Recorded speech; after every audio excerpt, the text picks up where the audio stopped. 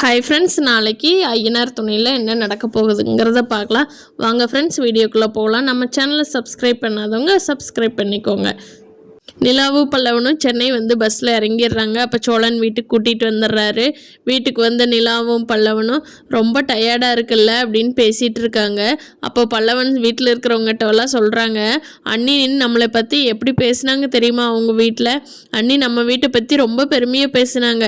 இத்தனை நாளும் நம்ம வீட்டை பற்றி எல்லாரும் திட்டியே தான் நான் கேட்டிருக்கேன். ஃபஸ்ட்டு அண்ணி தான் நம்ம வீட்டை பற்றி எல்லாரும் அவங்க நல்லவங்க இருக்காங்கன்னு பேசும்போது எனக்கு எப்படி இருந்துச்சு தெரியுமான்னு ரொம்ப அழுக ஆரம்பிச்சிடுறாரு பல்லவன். அப்போ நிலா சொல்றாங்க, பல்லவா எனக்கு எப்படி தோணுதோ அப்படித்தாண்டா நான் சொன்னேன். எல்லாரும் எப்படியோ பேசிட்டு போறாங்க. என்னை பொறுத்த வரைக்கும் உங்க வீட்டில் இருக்கிறவங்க எல்லாருமே நல்லவங்க தான் சொல்றாங்க. அப்போ சோழன் ரொம்ப சந்தோஷப்படுறாரு. சேரன் சொல்றாரு, ஆமாம்மா, எங்கள் வீட்டில் எல்லாருமே இப்படி தான் நார்மலாகவே, ஆனால் வெளியில் இப்படி எங்களுக்கு பேர் ஆயிடுச்சுமா, என்ன பண்ணுறது எல்லாரும் எங்கள் நேரம் அப்படிங்கிறாரு. அப்போ பல்லவன் சொல்கிறான், சூர்யாங்கிற ஒருத்தன் வந்தான்னா அண்ணி அவனை போட்டு லெஃப்ட்டு ரைட்டு வாங்கி அண்ணியோட இன்னொரு முகத்தை நான் இப்போ தானே பார்த்தேன் அப்படின்னு சோழன்கிட்ட சொல்லி சந்தோஷப்படுறான் பல்லவன்.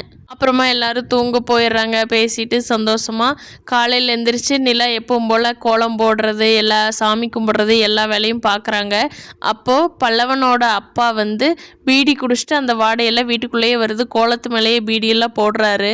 அப்போ அதை நிலா கேட்குறாங்க, நீங்கள் கொஞ்சம் அந்த பக்கமாக போடக்கூடாதா? பீடி குடிக்கிறது ரொம்ப உடம்புக்கும் கெடுதல் தானே, அது ஏன் குடிக்கிறீங்க? வீடு ஃபுல்லாக உங்களோட ஸ்மெல் தான் வருது அப்படிங்கிறாங்க.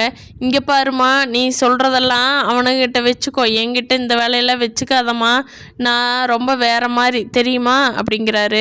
சத்தம் கேட்குதுன்னு வெளியே வந்த சேரன் சோழன் எல்லாரும் அவங்க அப்பாவை திட்டி அனுப்பிச்சி விட்டுறாங்க.